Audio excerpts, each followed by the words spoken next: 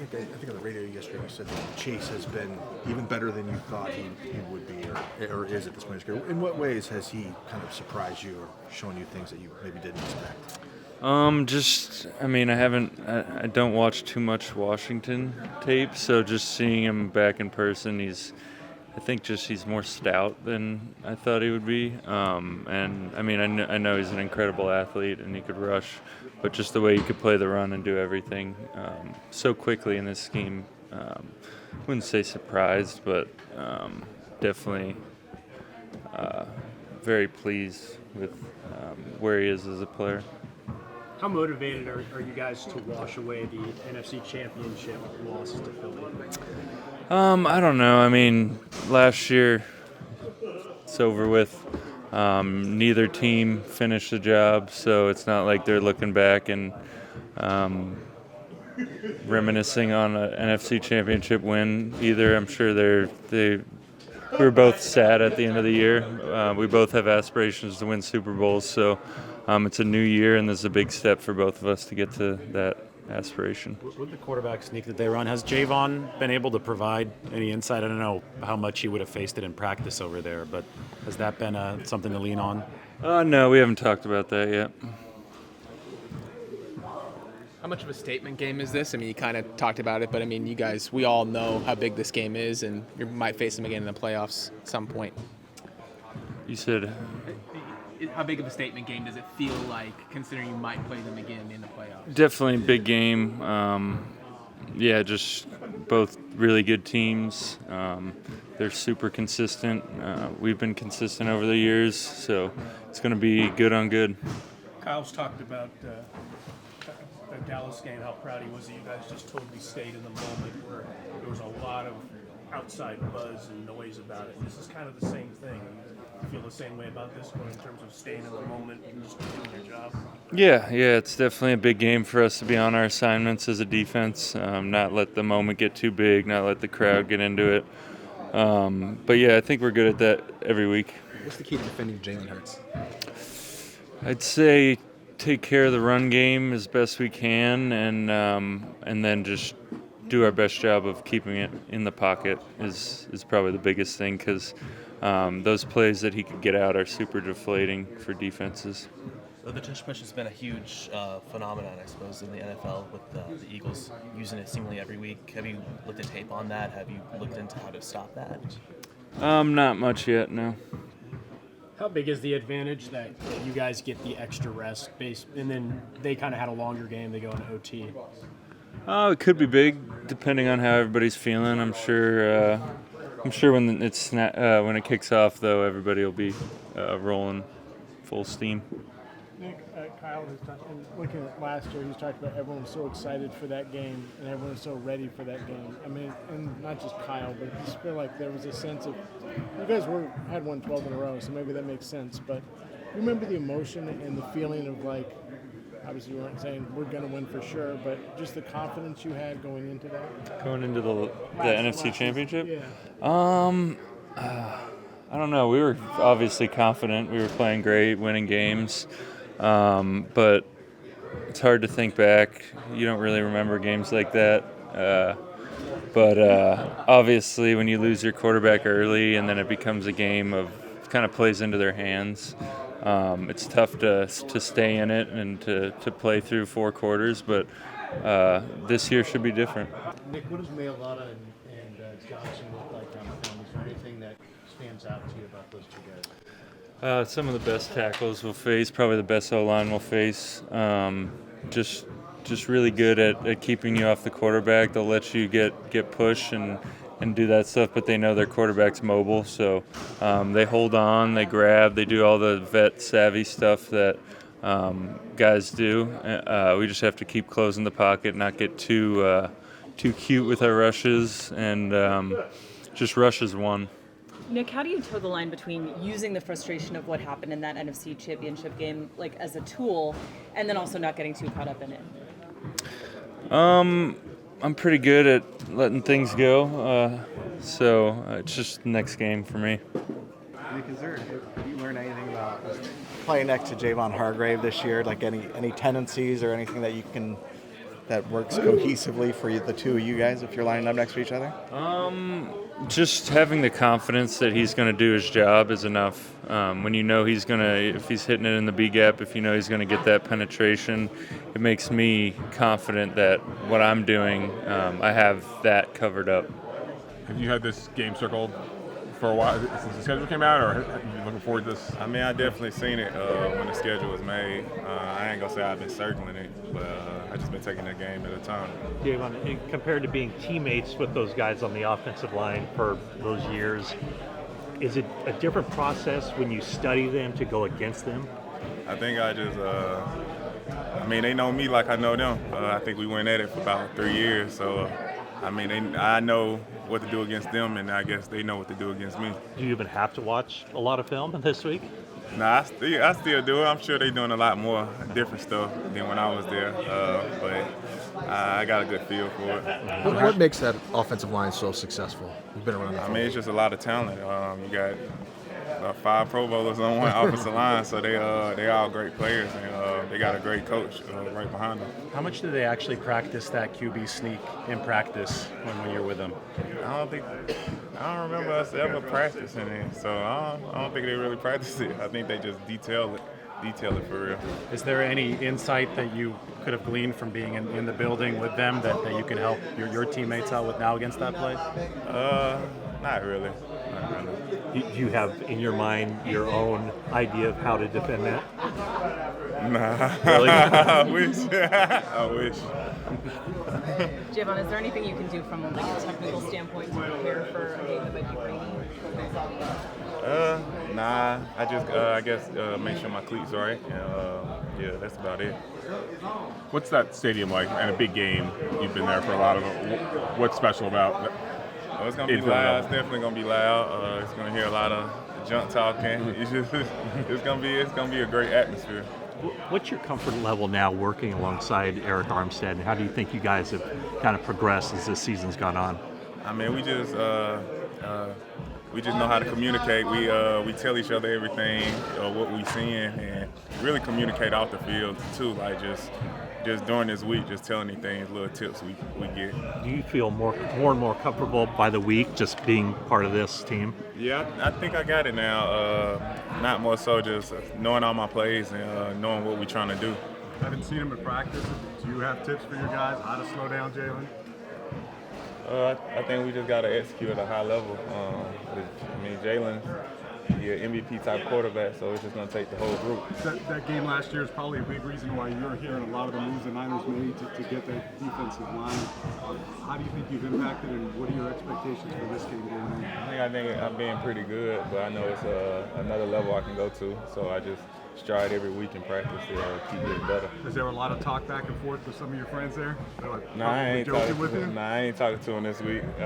We can talk after the game, but we ain't gonna really talk much this week. What have you thought of, the back and forth, last year with Debo and Brandon, and then this week with Hassan Reddick? Like, you find it amusing, or? Nah, I just stay out of it. I ain't really, I don't say much to it. I just keep the main thing the main thing. Do you stay quiet when your teammates here talk about last year, and maybe they might be upset? Oh, we didn't have our quarterback on this stage. I smile and laugh, and I don't say nothing to nobody. I ain't on either side when it comes to last year. Who are your closest friends on that Philly team? I think most of the defensive line. I think that's the unit I really was with. Just really the whole defensive line, we was pretty cool, pretty close. What's the experience going to be like for you going back now as the opponent? You're so used to that crowd cheering for you, now they're going to be cheering against you. I mean, it's weird. It's going to be a little weird, but I mean, that's the NFL. I'm just going to enjoy the moment and try to have my best game. What are your challenges when you line up outside in those big situations against? I mean, I got the most confidence in myself. I believe in my technique, and what I've done so far this season, I feel like I can match up against any receiver that you put in front of me. As Fred was saying last time, he was talking about how well you're playing, and you're one of the more underrated, unsung guys on this defense, and one of the best players on this team. Do you feel like you've arrived in that way? Yeah, but I still feel I got more to prove for myself.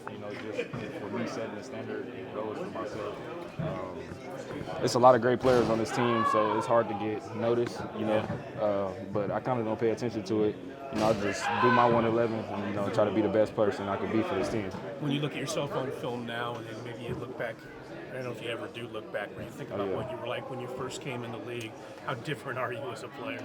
I'm way different, more confident, play faster, and just the knowledge of the game, you can tell it's slowed down for me. You're facing one of the best running quarterbacks in the league this week.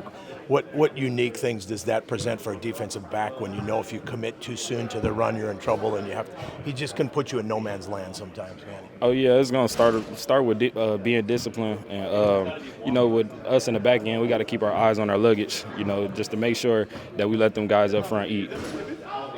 Looked like though we were pretty prepared for a push. Philadelphia brings another level, but what is the secret to defending that, if there is one? No secret sauce. I can't give away my game plan right now. I don't want to give too much away, but we'll try to have a plan for when they do run it.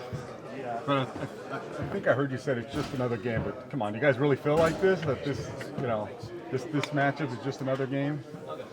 I mean, it's not as much so as to say it's just another game. I'd say people try to blow it up because of the weight of it. However, I mean, it's the biggest one because it's the next one. I think that's what I've said, and there are a lot of implications down the line for this game. But is that going to help you focusing on those things going into this game? Not at all. You got to focus on playing smart football and execute at a high level in order to go into somebody's house who is a 10-1 football team, one of the best teams in the league, and get a win. How much do you look up last year's film, last year's experience, and playing them? I know defensively you guys were on the field for a long time because of the offensive situation. How much do you look at that game as you prepare for this game? Yeah, you have to look at it. You have to see, how did they prepare for us? What were they trying to attack us with? But it is a brand new team on both sides of the football, so you got to also look at the collective group as a whole. You have a pretty brand new defensive line compared to last year, too. You have Bosa and Eric, obviously, but what's been the vision from your perspective of how that defensive front's been playing? Just this season? Yeah.